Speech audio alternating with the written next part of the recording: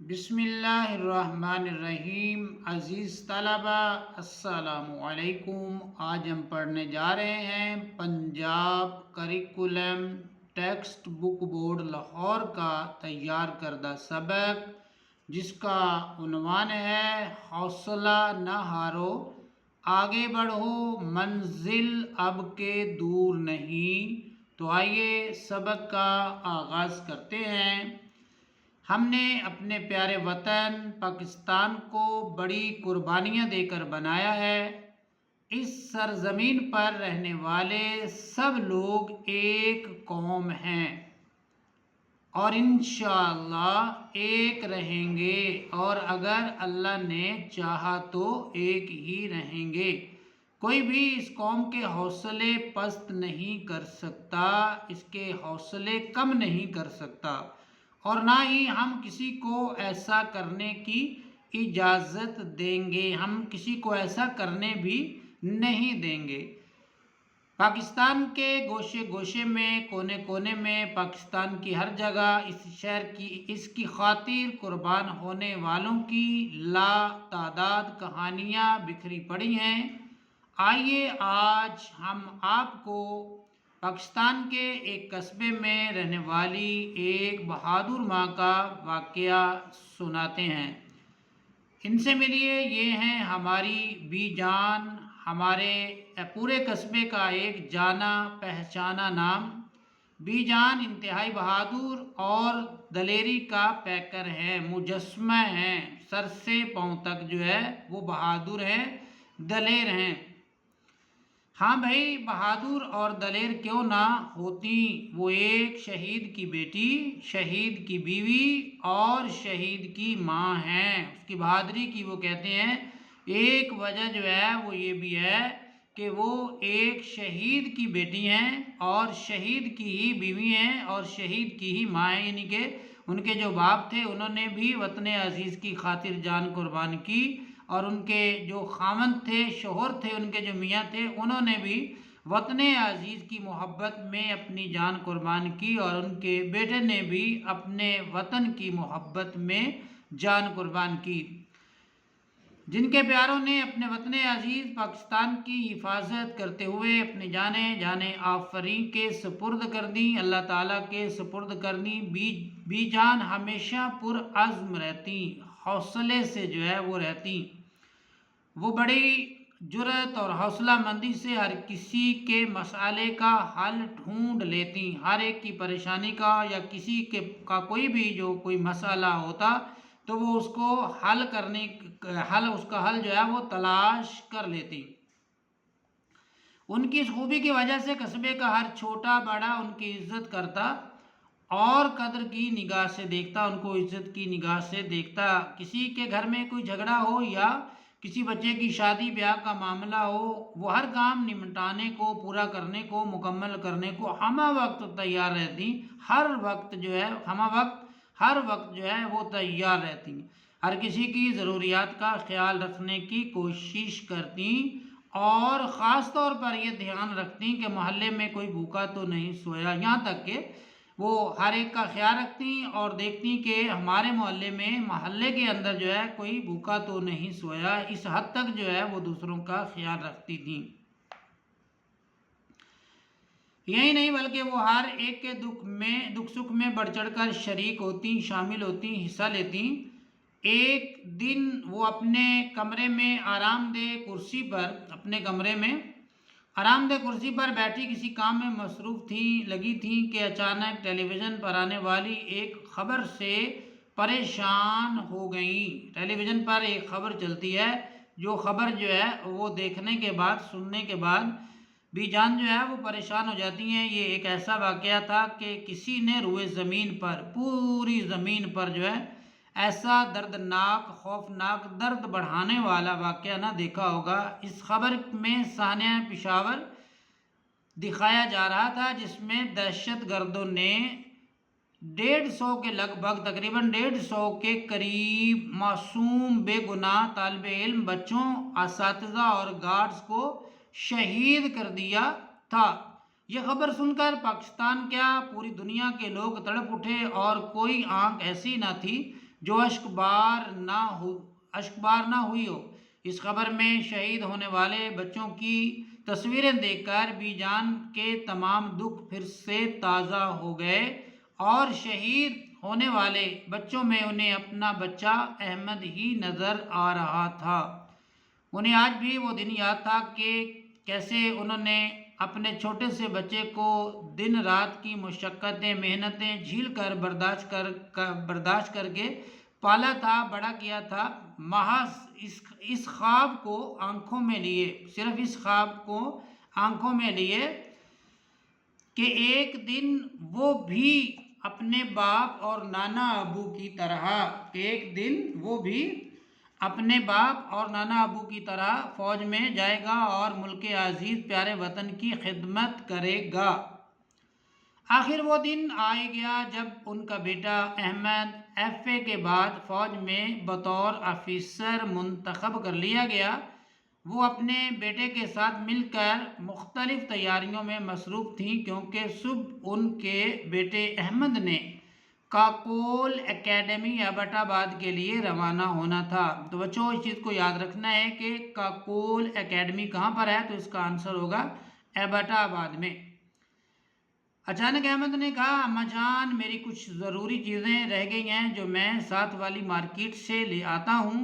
ابھی اسے گئے تھوڑی دیر ہی ہوئی تھی کہ پورا قصبہ ایک زوردار دھماکے سے گونج اٹھا۔ پھر کیا تھا، ہر طرف افراتفری پھیل گئی۔ احمد نے اپنی ہر چیز وہیں چھوڑی اور بڑی بہادری اور حوصلہ مندی سے دوسرے لوگوں کے ساتھ مل کر جلدی زخمیوں کو اٹھا کر ایمبولینس میں ڈالنے لگا۔ فارغ ہونے کے بعد ابھی احمد پلٹنے ہی لگا تھا کہ ایک عورت کے کراہنے کی آواز آئی۔ وہ اس آواز کی سمت بڑھا، اس کی جانب وہ گیا۔ جیسے ہی وہ اس عورت کو سہارا دے کر ایمبولینس میں ڈالنے لگا، ایک اور زوردار دھماکہ ہوا اور احمد بھی اس کی زد میں آ گیا۔ ایک اور دھماکہ ہو جاتا ہے اور احمد بھی اس کی زد میں آ جاتا ہے، مطلب کہ احمد بھی اس دھماکے کی نظر ہو جاتا ہے۔ بی جان کو جب معلوم ہوا کہ ان کا بیٹا بڑی بہادری سے انسانی جانوں کو بچاتے ہوئے شہید ہوا ہے، تو ان کا سر فخر سے بلند ہو گیا۔ انہیں اس بات کا ناز ہوا، فخر ہوا، مگر ممتا کو سکون نہ ملتا تھا۔ ماں کو وہ سکون نہیں آتا تھا، آرام میسر نہیں ہوتا تھا۔ وہ بار بار اپنے آپ سے اور معاشرے سے سوال کرتی کہ یہ کیسے دشمن ہیں جو کالی بھیڑوں کی طرح ہمارے اندر ہی چھپے ہوئے ہیں، ہم ان کو کیسے پہچانیں، ان کے ارادے کیا ہیں، وہ ایسا کیوں کر رہے ہیں۔ میں اپنے بچے اور اس جیسے ناحق شہید لوگوں کا خون کن کے ہاتھوں پر تلاش کروں۔ آج ثانیہ پشاور میں سکول پر حملے کے بعد نہ صرف بی جان بلکہ سب پر عیاں ہو گیا تھا، واضح ہو گیا تھا، ظاہر ہو گیا تھا کہ ان درندوں کا اصل مقصد کیا ہے۔ یہ جو جنگلی ہیں، وحشی ہیں، جو غیر مہذب ہیں، جن کے پاس تہذیب نہیں، ان درندوں کا اصل مقصد کیا ہے اور وہ کیا چاہتے ہیں۔ اب وہ صرف یہ سوچ رہی تھی کہ وہ ان سے کیسے بدلہ لیں۔ ایسے میں ان کے کانوں میں ملی ترانے کی یہ آواز آئی، حوصلہ نہ ہارو، آگے بڑھو، منزل اب کے دور نہیں۔ ساری رات اسی سوچ میں گزر گئی۔ صبح فجر کی نماز پڑھ کر آخر وہ ایک فیصلے پر پہنچی۔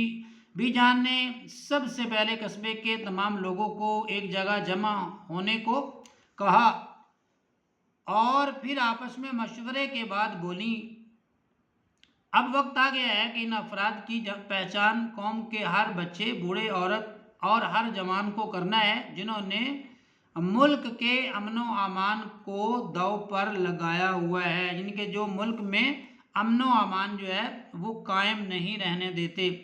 ہم اپنے وطن عزیز کے کسی فرد کو ان کا نشانہ نہیں بننے دیں گے۔ اگر آپ چاہتے ہیں کہ ہم سکون سے رہیں اور ہمارے بچے ان صفاق کہتے ہیں بے رحم کو، جو رحم نہیں کرتے، دہشت گردوں جنہوں نے خوف پھیلایا ہوا ہے، سے محفوظ رہیں، تو اس کے لیے ضروری ہے کہ ہم چند چیزوں کو اپنی زندگی کا معمول بنا لیں، اپنی زندگی کا جو ہے وہ حصہ بنا لیں، جس کی تیاری آپ سب کو میرے ساتھ مل کر کرنی ہے، اور اس قومی کام میں سب نے بڑھ چڑھ کر حصہ لینا ہے، اور ہر شخص کو دہشت گردی کے ناسور کو ختم کرنے میں اپنا اپنا کردار ادا کرنا ہوگا۔ ناسور ایسی بیماری جو دن بدن جو ہے وہ بڑھتی جا رہی ہے، جان لیوا بیماری، ایسا زخم ہوتا ہے، ایک ایسا زخم جو جان لیوا بن جائے، دن بدن بڑھتا جائے، تو یہ بھی دہشت گردی بھی ایک ایسی بیماری ہے جو ختم ہونے کا نام نہیں لے رہی، اور یہ ناسور بڑھتا جا رہا ہے۔ جیسا کہ ہم جانتے ہیں کہ سکول پر حملہ کر کے دہشت گردوں نے ثابت کر دیا کہ یہ درندے، یہ جنگلی ہمیں تعلیم سے دور رکھنا چاہتے ہیں، اور جہالت سے بڑی کوئی لعنت نہیں، ہمیں ان سے بدلہ لینے کے لیے صرف یہ کرنا ہے کہ اپنی قوم کو جہالت کے اندھیروں سے نکالنا ہے، اور علم کی روشنی کو ملک کے کونے کونے میں، گوشے گوشے میں پھیلانا ہے، علم کے راستے میں آنے والی ہر رکاوٹ کو دور کرنا ہے۔ پہل میں کرتی ہوں، اور اس کام کے لیے میں اپنے گھر میں ایک آگاہی سینٹر بناتی ہوں۔ آگاہی سینٹر جانکاری کا سینٹر، معلوماتی سینٹر جو ہے وہ بناتی ہیں، جو دوسرے مرد و خواتین کو ناگہانی اچانک آنے والی جو ہے وہ مصیبت کو ناگہانی کہتے ہیں، حالات سے مقابلہ کرنے کے لیے ہر طرح کی ضروری معلومات دے گا، تاہم انفرادی طور پر ہم یہ کر سکتے ہیں کہ اپنے محلے، قصبے اور ٹاؤن کی سطح پر اپنی مدد آپ کے تحت سکولوں کی تعمیر و مرمت کا کام کرنے کی کوشش کریں۔ جن سکولوں میں مناسب چار دیواری نہیں، اسے بنانے کی کوشش کریں۔ ایک نمبر آپ دوسرے پہ وہ کہتی ہیں، سکولوں کے گرد و نواح پر نظر رکھیں، نیز مشکوک شخص، ایسا شخص جس پر شک گزرے، چیز اور لاوارث سامان پر بھی نظر رکھیں۔ سکول کے اوقات کار میں کسی اجنبی شخص کو بغیر تحقیق سکول کی طرف نہ آنے دیں۔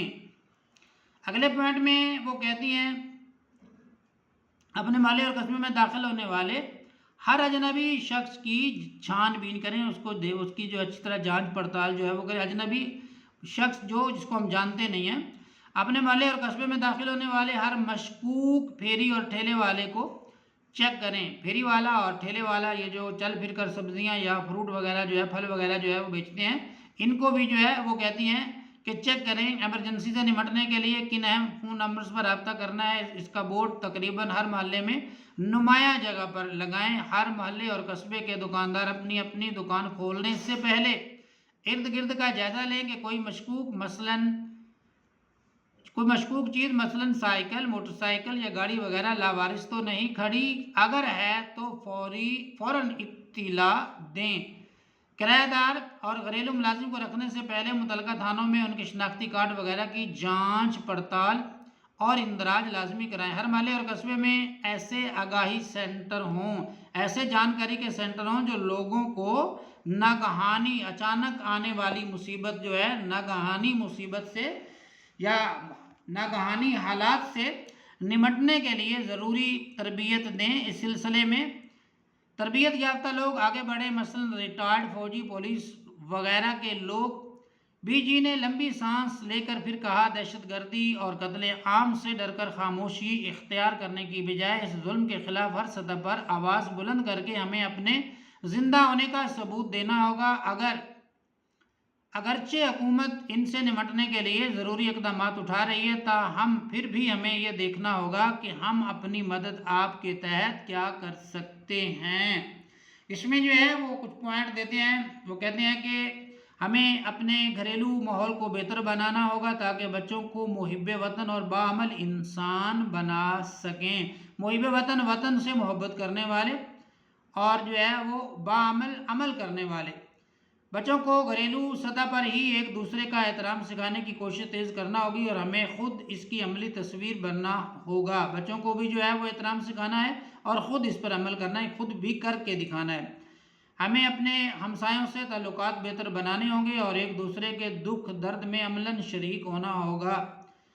ہمیں ایک دوسرے کے نظریات اور عقائد، نظریہ کی جمع، نظریہ کا معنی سوچ، اور عقائد عقیدہ کی جمع، تو ان کا جو ہے اتنا ہی احترام کرنا ہوگا جتنا ہم اپنے نظریات و عقائد کا کرتے ہیں۔ اگلا پوائنٹ ہے آپس میں محبت، رواداری، حسن سلوک اور برداشت کے جذبات کو فروغ دینا ہوگا، ان کو بڑھانا ہوگا۔ بحیثیت پاکستانی ہم سب پر فرض ہے کہ ہم ہر پاکستانی کے جان و مال کو محفوظ بنائیں۔ اس بات کا خصوصی خیال رکھیں کہ تمام محلوں اور قصبوں میں موجود مختلف مذاہب کے ماننے والے اپنے اپنے عقائد کے مطابق اپنی مذہبی عبادات اور تہوار امن و سکون سے منا سکیں۔ ہر کوئی ایک دوسرے کی خوشی اور غم میں بڑھ چڑھ کر حصہ لے، بڑھ چڑھ کر جو ہے وہ شامل ہو سکے۔ غریبوں اور ضرورت مندوں کی ہر ممکن مدد کرنے کی کوشش کریں۔ جو غریب ہیں، جو ضرورت مند ہیں، ان کی جو ہے وہ مدد کی جائے۔ یاد رکھیے کہ جب کبھی آپ کسی ایسی جگہ پر جائیں جہاں کی سیکیورٹی پر لوگ متعین، جن کو جو ہے سیکیورٹی پر جو ہے جن کو لگایا گیا ہے، مگر وہ اپنے فرض سے غفلت کرتے ہوئے وہ غفلت کرتے ہوئے آپ کو توجہ سے چیک نہ کریں تو انہیں ایسا کرنے سے منع کریں، انہیں روکیں، اور ساتھ ہی ممکنہ حادثات سے اپنی اور دوسروں کی جان محفوظ کرنے کے لیے ان کی اس غفلت لاپرواہی کی اطلاع متعلقہ لوگوں کو ضرور دیں، جن سے جو ہے وہ وابستہ ہیں یا جنہوں نے ان کو رکھا ہوا ہے اس خدمت پر، جنہوں نے ان کو مامور کیا ہوا ہے، تو ان کو ضرور اطلاع دیں تاکہ جو ہے ممکنہ حادثات سے جو ہے خود بھی بچ سکیں اور دوسرے لوگوں کی جان کو بھی محفوظ بنا سکیں۔ ایسا کرنے سے ہم یقیناً خطرناک حادثات سے بچ سکتے ہیں۔ مجھے امید ہے کہ اگر ہم اپنی مدد آپ کے تحت اپنے محلے، قصبے اور ٹاؤن کی سطح پر کام کریں تو یقیناً ہم دہشت گردی کی لعنت کو جڑ سے اکھاڑنے میں کامیاب ہو جائیں گے انشاءاللہ۔ پاکستان زندہ باد۔ تو عزیز طلبہ، یہ تھا ہمارا آج کا سبق۔ ملتے ہیں انشاءاللہ نیکسٹ ویڈیو کے ساتھ، تب تک کے لیے اپنا بہت سا خیال رکھیے گا۔ اللہ حافظ۔